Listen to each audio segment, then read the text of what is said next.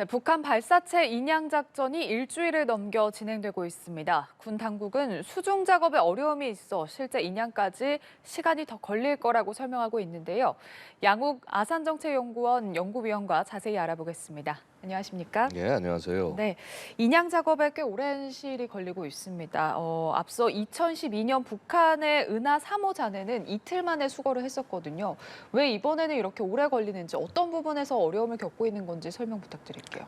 전혀 성격이 다릅니다. 예. 2012년의 잔해는 사실은 이미 다 사용하고 난 페어링, 그러니까 그 뚜껑이랄까 그 외부의 외피의 일부에 불과했는데요. 예. 이번에 인양 대상이 되는 것은 2단과 3단 추진체가 연결된 미사일 본체로 보입니다. 예. 특히 2단 같은 경우에는 뭐 점화를 했을지 혹은 아예 점화를 하지 않았을지 이 부분에 대해서 명확하지가 않고요. 예. 또 3단은 그대로 곧바로 연결되어 있다면 당연히 점화가 안 된 상태일 겁니다. 그 말은 무슨 말인고 하니 이 추진체 안에 연료와 산화제가 모두 들어있다는 얘기가 됩니다. 근데 이게 또 무슨 의미냐 하면은요. 예. 특히 북한의 이 로켓에 쓰는 연료와 산화제는 굉장히 유독합니다. 연료 같은 경우는 하이드라진을 사용하고요. 예. 그다음에 산화제는 적연질산을 사용하는데 뭐 양쪽 다 발암 물질이고 특히나 하이드라진 같은 경우는 뭐 하여튼 절대 접촉하면 안 되는 예. 그런 물질이라고 말씀드릴 수가 있습니다. 그래서 지금 인양 요원들이 이렇게 뭐 최대한 장구를 갖추고 들어가서 작업을 하고 있어서 뭐 상대적으로 직접 접촉할 일은 없다라고 하지만 예. 그럼에도 불구하고 이 유독 물질이 새어 나와서 이 뭐라고 그럴까 이 작전 요원들에게 들어가지 않도록 하는 것이 굉장히 중요하다. 그래서 일단 미사일 자체가 갖고 있는 유독성, 위험성이 한 가지입니다. 두 번째는 뭐냐면은요. 이 작전을 지금 인양해야 되는 환경의 문제인데요. 지금 75m 수심에 들어가 있습니다. 예. 근데 아시다시피 서해 이 해저 같은 경우는 지형도 뭐 상당히 좀 이렇게 평탄하지가 않고 게다가 지금 제가 얘기를 듣기로는 그쪽 그 지형 바닥이 찰뻘입니다. 아시다시피 뻘이라는 것은 굉장히 빠지면 잘 안 빠지지 않습니까?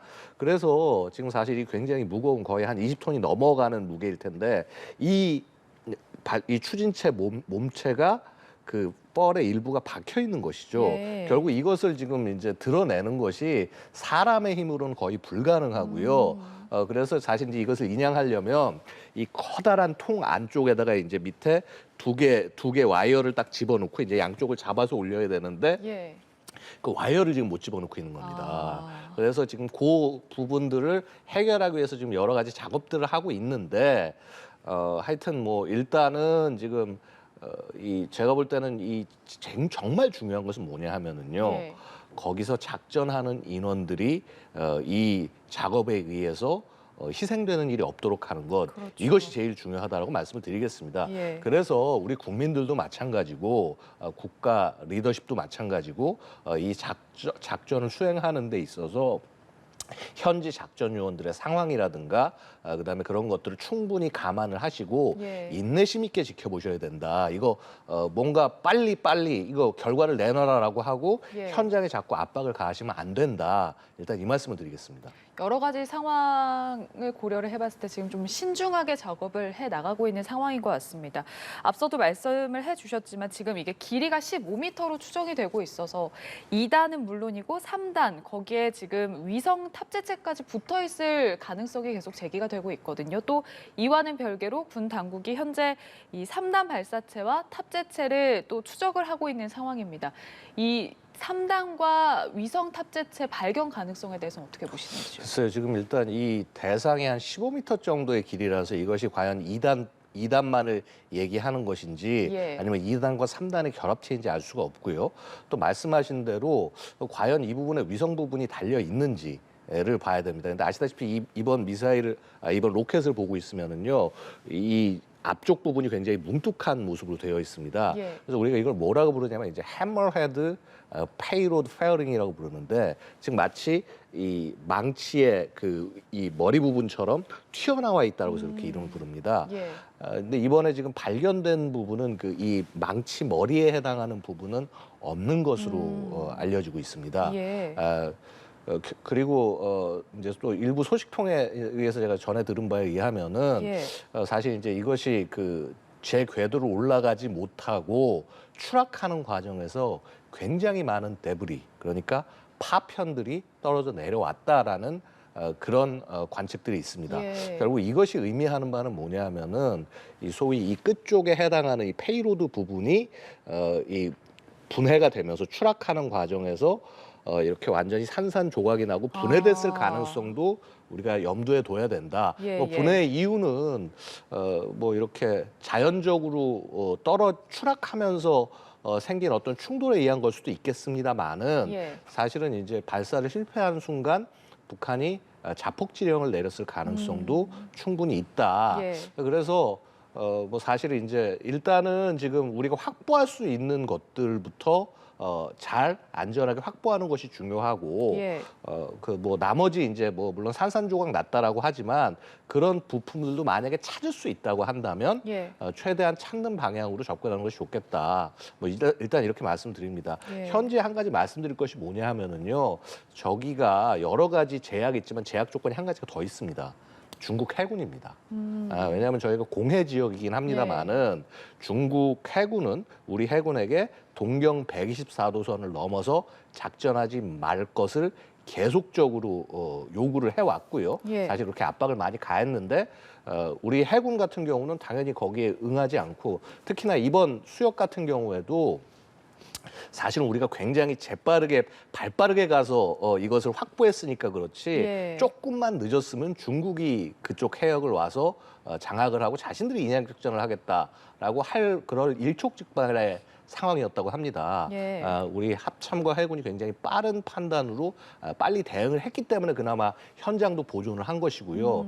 그래서 결국 이런 중국 해군의 어떤 그런 방해, 뭐 아직까지 방해는 없습니다만 예. 견제, 감시, 뭐 지금 엄청나게 많은 정보 수집 선박들이 붙어서 아마 우리 해군의 활동을 면밀히 감시하고 있을 텐데요. 예. 자, 그래서 그런 제약 사항들도 분명히 존재한다. 그래서 저 현장은 사실은 굉장히 긴장이 높은 또 하나의 어떤 뭐 전쟁터라고 표현하기 뭐합니다만 예. 그런 굉장히 갈등이 있는 장소다라고 말씀을 올리겠습니다. 제약 조건이 굉장히 많기 때문에 좀 인내심을 가지고 지켜봐야 할 것 같습니다. 북한이 발사 실패 후에 2차 발사를 지금 예고한 상황인데요. 앞서 북한이 통보한 그 발사 기간이 이달 11일까지였어서 그렇다면 이 기간 안에 재발사가 이루어질 가능성에 대해서 어떻게 보시는지요? 일단은 이 발사 기간에 관해서 말씀을 드리면은요. 예. 사실 이 기간은 우리가 너무 집착할 필요는 없다라고 생각을 합니다. 예. 뭐 아시다시피 북한은 이 기간을 처음에 발표한 다음에 거의 그 시작하는 날 곧바로 이제 발사를 했었고요. 예. 과거에도 사례를 보면 이렇게 IMO를 통해서 이렇게 날짜를 지정해 놓고 지역을 얘기했다가 뒤로 연기하거나 한 사례들이 굉장히 있습니다. 그래서 우리가 꼭 이 날짜에 집착할 필요는 없다라고 생각이 되고요. 예. 다만 그럼에도 불구하고 북한이 이 굉장히 짧은 기간 내에 또 발사를 한다라고 할 경우에는 이번 발사의 성격을 다시 한번 돌이켜볼 필요가 있다라고 말씀드리겠습니다. 예. 자, 무슨 말씀인고 하니요. 북한이 이 미사일을 그러니까 결국 이 우주 로켓이라고 주장하는 것을 발사할 때까지 시간이 굉장히 짧았습니다. 예. 아시다시피 5월 19일에 완성된 위성의 결합체를 공개를 했고요. 그 다음에 실제 그러면 이것이 로켓에 조립이 돼서 위성이 로켓에 조립이 돼서 발사대로 가기까지 우리 정상적인 계산이면 2주에서 3주가 걸릴 것이다. 그렇기 때문에 6월 첫째 주가 그나마 발사할 가능성이 있을 것이다. 이렇게 많이 지켜봤습니다만은 아시다시피 5월 30일에 곧바로 발사를 했어요. 그렇죠. 무슨 말인고 하니 뭐 예를 들어서 5월 19일, 18일에 완성된 것을 갖다 놓고 5월 25일 이 앞쪽까지 다 조립을 마친 다음에 그다음에 기립을 했다라는 얘기가 되는 것이거든요. 예.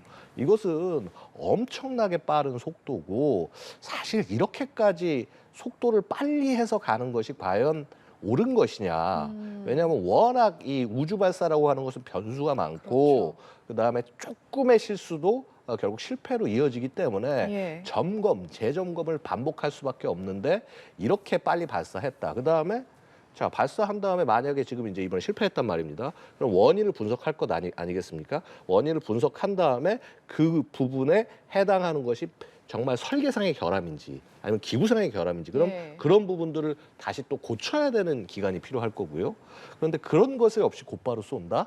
그렇다고 한다면요. 북한의 목표는 위성 발사가 아니라 예. 사실은 이 미사일과 유사한 이 발사체의 정상각도 발사를 실험하는 것 이것에 더 중점을 둔 것이라고 볼 수가 있겠습니다. 예. 사실 위성 자체가 뭐 이렇게 생산이 어렵다거나 그런 것은 아니지만 어쨌거나 북한 입장에서는 고가의 굉장히 중요한 전략 자산에 해당할 것인데 예. 이것을 마치 낭비하듯이 이렇게 발사하는 이런 일은 이거 상상하기 되게 어려운 일이라고 말씀을 드릴 수가 있습니다. 그래서 만약에 지금 즉각 발사가 일어난다라고 한다면 이것은 북한의 속내가 위성 발사가 아니라 예. 탄도미사일의 정상 각도 발사 실험이다.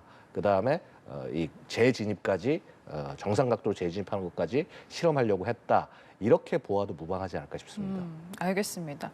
자, 통상적으로 이제 위성을 발사를 할 때 발사국이 국제 해상 기구에 일정을 통보하는 게 관례인데 북한도 이번 발사에 앞서서 해상 기구에 일정을 통보했습니다. 이 국제 해상 기구가 사상 처음으로 북한 발사 직후에 북한의 미사일 발사를 규탄하는 결의문을 채택을 하자 북한이 이제 여기에 반발하면서 이제 앞으로 사전에 관련 일정을 통보하지 않겠다라고 한 상황이거든요. 근데 실질적으로 사전 통보를 하지 않는다고 하더라도 이걸 처벌할 수 있는 조항이나 그런 근거가 없다면서요? 그렇죠. 뭐 사실은 이게 예. 그 전을 떠나서야 한번 생각을 해보겠습니다. 뭐 북한이 지금 뭐 이렇게 미사일을 뭐 신고 없이 그러니까 우주로켓을 신고 없이 발사한다. 그걸 떠나서 지금 북한이 지금 핵 개발하면서 모든 국제법 다 위반하고 있고 그다음에 예. 미사일 계속 발사하고 뭐 심지어 우리 막 천안함 폭침시키고 이랬는데도 우리가 북한에 대해서 뭔가 제재할 수 있는 방법이 없었지 않습니까? 예. 결국 뭐냐 하면요. 이런 것을 제재할 수 있는 가장 좋은 방법은 결국은 우리 유엔에서 국제 제재, 즉 경제 제재나 기타 여러 가지 제재들 같이 그것을 들어가는 것이 의미가 있다라고 말씀을 드릴 수가 있고요. 예. 사실 북한이 이게 괴롭기는 했었습니다. 근데 다만 소위 미북 대화 국면이 생기면서 이 소위 이 중국에서 이 소위 대북 제재 구멍을 내기 시작을 했고 예. 그다음에 사실 지금 러시아도 지금 북한과 거래를 하고 있고 지금 이런 것들로 인해서 북한에 대한 효율적인 제재가 잘 되고 있지 않다. 사실은 그래서 우리 정부가 이런 부분들을 조금 더 적극적으로 나서야 될 필요가 있다. 과거 정부는 이런 부분에 있어서 사실 적극적으로 나서지 못한 측면이 굉장히 컸기 때문에 예. 지금 굉장히 해야 될 일이 많이 산적되어 있다. 이렇게 말씀을 드리겠습니다. 기존에 있는 제재를 조금 더 촘촘히 할 필요가 있다라는 말씀이십니다. 자, 일본의 나가사키대 핵무기 폐기 연구센터가 올해 6월 기준으로 현존하는 핵탄두 수를 추정을 해서 발표를 했는데요. 북한의 핵탄두 보유량이 40발, 그리고 최근 10년간 최소 30발 이상 늘어난 것으로 추정이 됐습니다. 그리고 미국의 ISIS에 따르면 북한이 핵무기를 1년에 4개에서 12개까지 생산할 수 있는 능력이 있다라는 분석도 내놨습니다. 이 같은 수치를 저희가 어떻게 해석을 해야 할까요? 자, 사실 이제 이 부분은 좀 차분히 지켜보실 필요가 있습니다. 저희 예. 아산정책연구원에서도 이 북한 미사일의 수량 혹은 이제 이 핵탄두의 수량에 관해서 굉장히 정확한 예측을 하기 위해서 많은 노력을 하고 있습니다만은 예.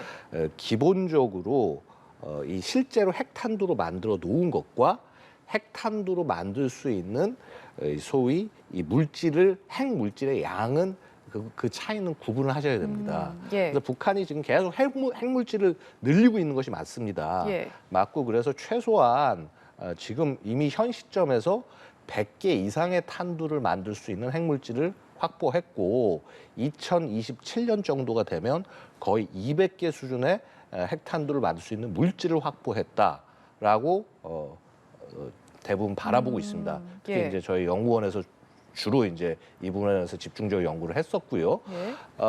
근데 이제 하지만은 그 물질이 있는 것과 실제 탄두로 만들어 놓은 것은 또 다른 차원의 얘기입니다. 예. 그래서 실제 북한이 탄두로 만들어 놓은 것은 아마도 두 종류가 아닌가 예상이 되는데 5차 핵실험에 공개했던 이 원형, 이 구형의 핵탄두, 그 다음에 6차 핵실험 때 공개했던 장구 모양의 핵탄두, 이 두 가지를 전부 다 이제 양산을 한 상황이고, 예. 그리고 그 양산한 실제 수량이 한 40여 개 정도가 아니겠냐. 왜냐하면 그동안 김정은이 여러 차례 이 미사일 뭐 혹은 탄두부 이런 부분들을 공개하면서 이제 보여줬고요. 예. 자, 이제 아까 잠깐 화면에 나왔지만 이제 남은 것이 뭐냐 하면 저 얼마 전에 3월 말에 북한이 화산 30일이라고 하는, 자 지금 화면에 보시는 이 전술 핵탄두를 공개를 했습니다. 예. 저것은 이제 양산을 하겠다고 하고 무려 8개의 미사일과 혹은 어뢰에 8종의 저것을 장착하겠다고 북한이 얘기하고 있습니다. 예. 자, 이제 저것을 가지고 이제 7차 핵실험, 기폭 실험을 한번 해보고 난 다음에 성능이 이제 확정이 됐다라고 하면 이제 저걸 굉장히 여러 개를 양산하게 될 것이다. 그러면 이제 그때부터는 실제로 숫자가 예. 지금 뭐 40여 개라고 일부에서는 예측을 하지만 그것의 몇 배 이상으로 늘어날 가능성이 충분히 있다고 말씀드리겠습니다. 예. 한편 미국 정치권에서 북한이 핵탄두 소형화에 성공을 했고 미국 본토를 타격할 수 있는 능력을 갖췄다. 그렇기 때문에 보다 좀 공격적인 방어에 나서야 한다라는 주장이 나왔습니다. 이렇게 북한의 핵탄두 소형화를 사실상 공개적으로 인정한 배경은 뭐라고 보시는지요? 결국은 지금 북한의 전반적 기술적 방향은 예. 핵탄두 소형화를 위해서 굉장히 여러 차례 노력을 했고요. 지금 사실 아직 성과가 100% 나왔다고 할 수는 없는 상황입니다. 예. 일단 모컷만을 제시한 상황이기 때문에 예. 하지만 저 정도 크기의 전술핵을 만약에 실제 기능 가능하게 만들었다라고 한다면은요. 자, 이제 저 정도 저 작은 크기의 전략핵도 곧 나갈 수 있습니다. 즉 무슨 말인고 하니 예. 전술핵 탄두를 작게 만들어 놓은 것의 뒷부분에다가 소위 2차 폭탄에 해당해서 핵물질과 중수소 혹은 삼중수소를 연결해서 소위 핵융합이 일어나게 만들면 그게 이제 소위 얘기하는 수소탄이 되는 거예요. 열핵폭탄이 됩니다. 예. 만약에 그걸 되게 작은 사이즈로 만들었다고 하면 그것을 기존의 ICBM에 집어넣고 ICBM 안에 그것도 하나가 아니라 여러 개의 탄두, 소위 다탄두를 집어넣어서 공격하게 되면 그거는 사실은 굉장히 방어가 쉽지 않은 그런 측면이 있기 때문에 미국이 이제 경계하는 것은 그런 부분이고요. 사실 이제 그간 미국이 어찌 보면 북한의 핵 능력을 굉장히 좀 낮게 평가를 해왔습니다. 우리와는 미국과 상황이 좀 다릅니다. 즉 대한민국은 굉장히 거리가 짧고 그다음에 이미 북한은 어느 정도 전술핵에 해당하는 무기 체계들을 갖고 있기 때문에 이미 대한민국은 곧바로 핵 위협에 노출이 되어 있지만 사실 미국까지 북한이 공격하는 데 있어서 이 ICBM 성능이나 이런 것들이 아직 완벽하게 인증되지 않았기 때문에 미국은 자신들에게 시간이 있다라고 비교적 여유로운 모습을 보여왔지만 이런 부분들이 옳지 않다. 결국은 어쨌거나 지금 북한이 지금 계속 뭔가 정확하지 않은 정보나 이런 것들을 통해서 마치 다 준비된 것처럼 얘기하지만 실제 안 그런 것이 많습니다.